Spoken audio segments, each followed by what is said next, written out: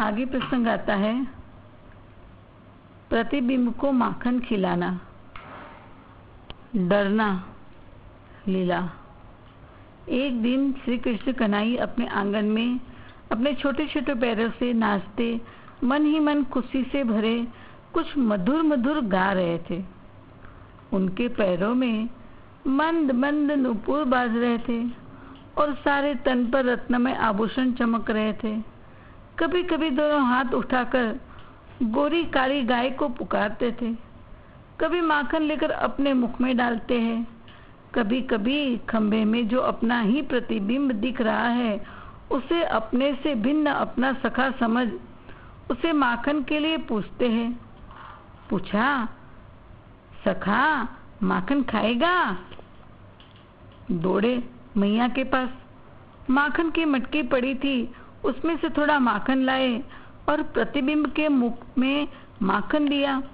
पर ये क्या, सखा के मुख से माखन नीचे गिर गया। कन्हैया डांटने लगे, अरे माखन गिराता है, ठीक से खाना भी नहीं आता, ले दोबारा देता हूँ, गिराना नहीं। दोबारा प्रतिबिंब का माखन गिर गया। लाला को गुस्सा आया, बोले, अरे बार बार माखन गिराते, एक चाटा दूंगा। कहकर मार ने हाथ उठाया तो प्रतिबिंब का भी हाथ उठा। लाला ये देख घबराए, भागे और मैया की गोदी में छिप गए। मैया हंसने लगी, बोली, क्या हुआ कान्हा? लाला कहता है, मैया हमारे घर में एक माखन चोर आया है, मैंने डांटा तो मुझे मारने आता है, बचा ले मैया। मैया और सखिया हंसने लगी, गले लगा लगा के चूमने लगी। आगे प्रसंग आता है, कृष्ण दाऊ मल्ल युद्ध। एक दिन गणेश चतुर्थी का दिन था। सखियों ने घर घर में लड्डू बनाए थे। जब कोई अपने घर में कोई विशेष वस्तु बनाती तो लाला और दाऊ के लिए दे जाती। लाला अब दाऊ और सखाओं के संग आंगन के बाहर आसपास के क्षेत्र में खेलते। कुछ सखा उनके समकक्ष थे, कुछ छोटे व कुछ बड़े भी थे। मैया ने सभी ग्वाल बाल को कह रखा था, लाला को तुम संग बाहर खेलने तब जाने दूंगी जब तुम लाला का ध्यान रखने वाले हो। तब सब सखा कहने लगे, हाँ हाँ मैया, हम लाला का ध्यान रखेंगे। ऐसा कहकर दाऊ और लाला को लेकर रोज एक पेड़ के नीचे आ जाते और सब कुश्ती का खेल खेलते। प्रथम कृष्ण सभी सखा संग कुश्ती कर सबको हराते, फिर दाऊ भी सबको हराते। अंत में कृष्ण और दाऊ की कुश्ती होती।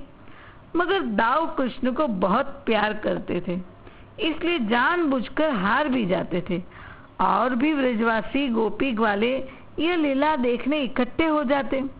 गोपियां विविध प्रलोभन देती, जो जीतेगा उसे पुआ देंगी, माखन देगी। आज भी कुश्ती चल रही थी।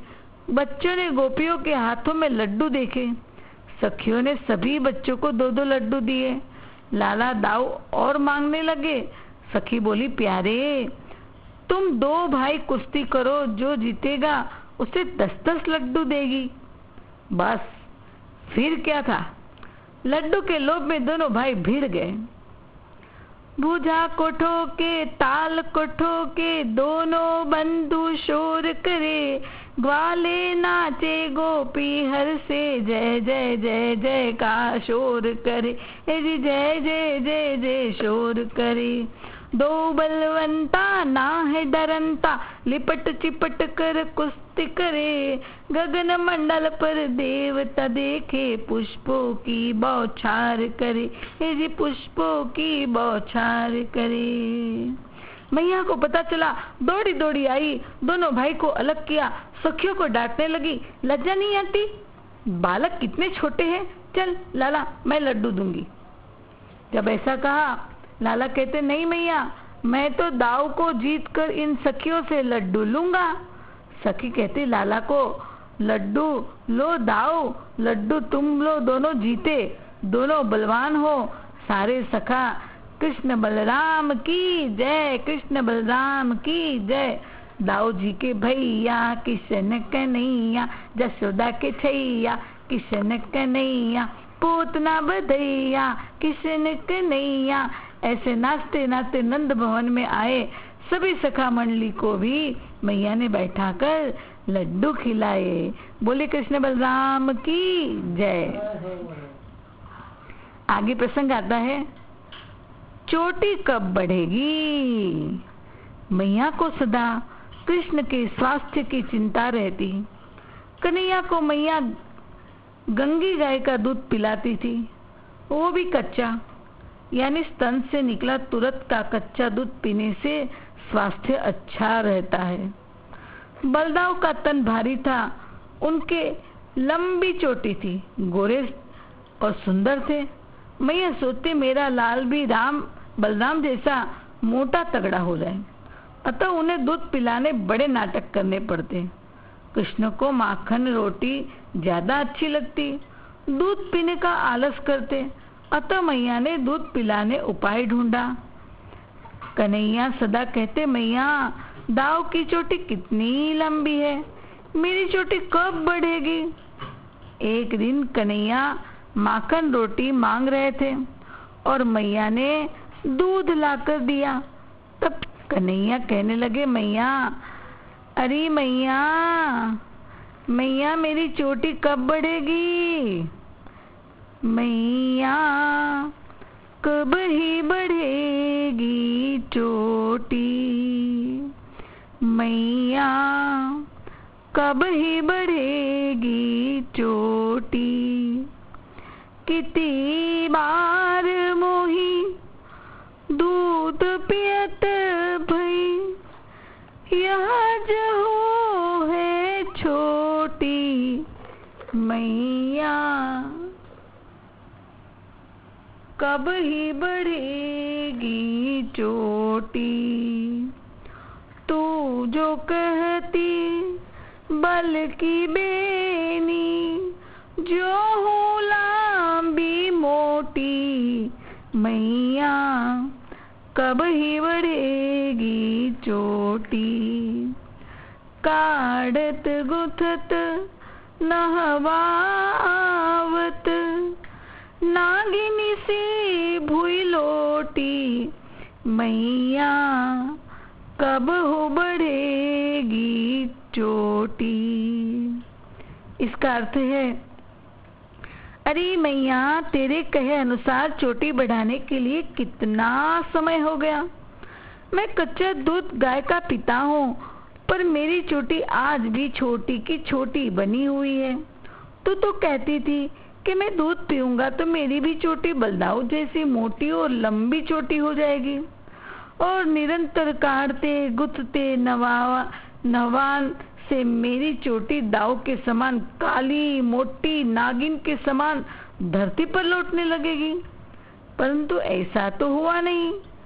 देख माँ, वास्तव में बात कुछ और है। मैया कहती, क्या बात है।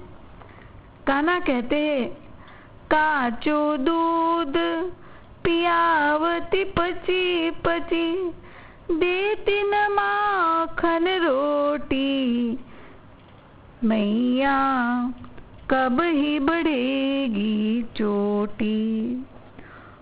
सूर श्याम चिरजीवो दो भैया, हरिहर दर की चोटी, मैया कब ही बढ़ेगी चोटी।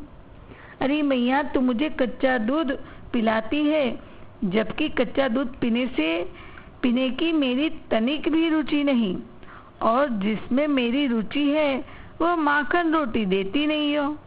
वास्तव में माखन रोटी खाने से ही चोटी बढ़ेगी, दूध से पीने से नहीं। कृष्ण की इस बात हट और बाल तर्क को सुनकर मैया हंसने लगी। प्रसन्न हो बोली, तुम दोनों भैया की जोड़ी सदा बनी रहो। बोली कृष्ण बलराम की जय। आगे प्रसंग है, साध्वी पौर्णमासी द्वारा अपनी कुटिया में श्री राधा कृष्ण का मिलन कराना। अचिंत्य लीला शक्ति योग माया साध्वी पौर्णमासी का पौत्र मधुमंगल था, पौत्री नांदीमुखी थी। ये तीनों नित्य यशोदा के घर जाते, वही भोजन पाते थे। मधुमंगल लाला और दाऊ संग खेला करता, वो दोनों से आयु में बड़ा था। पौर्णमासी नित्य कृष्ण दर्शन करने नंद भवन जाती और श्री राधे के दर्शन करने नित्य वृषभानु के भवन भी जाती थी। वहाँ नांदी मुखी भी श्री राधा जी के संग खेलने रुक जाती थी। योग माया साध्वी पौर्णमासी ने इन दोनों को श्री राधा कृष्ण की सेवा में लगा दिया था। श्री राधा अष्ट सखी संग खेलती, नांदी मुखी भी साथ में ही खेलती। वृषभानु ने लाडली जू के लिए कई खिलौने ला रखे थे। श्री राधे कभी लुका छुपी का खेल खेलती, कभी कोयल तोता मैना से बातें करती। तोता मैना ने राधा जू का दिल जीत लिया था। जो जो बुलवाती सुख सारी का बोलते, मयूर मयूरी संग मिल नृत्य करती। एक बार पौर्णमासी कीर्ति रानी से बोली, आज राधे को मैं अपनी कुटिया ले जाना चाहती हूँ। कीर्ति ने तुरंत श्री राधे का श्रृंगार कर दिया। नांदी मुखी भी बड़ी खुश थी, आज किशोरी जो मेरे घर चल रही है। श्री राधे को नांदी मुखी संग खेलते कुटिया में छोड़कर स्वयं नंद भवन आई और मैया से कही कि आज तो लाला को मैं अपनी कुटिया ले जाऊंगी। मैया ने लाला को सजा दिया और नंदलाला को ले अपनी कुटिया आई। आज उनका आनंद समा नहीं रहा था, क्योंकि उनके स्वामी स्वामिनी उनके घर आए थे। पौर्णमासी ने पेड़ पर सुंदर झूला बांधकर युगल सरकार को उसमें बैठाया। श्यामा श्याम को देख शर्मा गई और पूर्णमासी हर्षित हो गाने लगी, तेरे झूले पे जाऊं बलिहार, रसिया झूला झूलूंगी तेरे संग श्याम, रसिया झूला झूलूंगी तेरे संग श्याम रसिया। उमड़ घुमड़ कर बादल छाए, नन्नी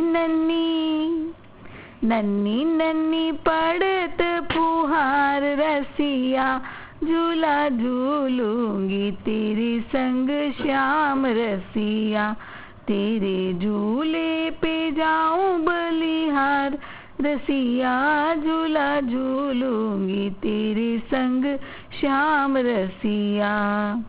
हरे हरे बागों में छाई हरियाली, झूला डाल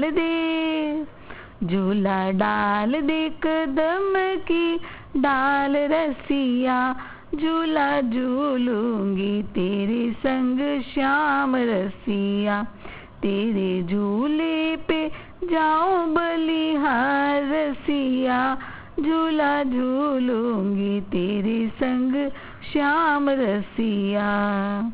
धीरे धीरे जोटा देव मोरी सजनी, मेरे मन में उठत हिलो, रसिया झूला झूलूंगी तेरे संग श्याम, रसिया। राधा भी झूले श्याम भी झूले, सुंदर जोड़ी पे जाऊं बलिहार, रसिया झूला झूलूंगी तेरे संग श्याम, रसिया झूला झूलूंगी तेरे संग श्याम, रसिया। दिन भर विविध खेल खिलाए। संध्या को उनको दोनों को युगल सरकार को उनके भवन छोड़ाई। बोली युगल सरकार की जय।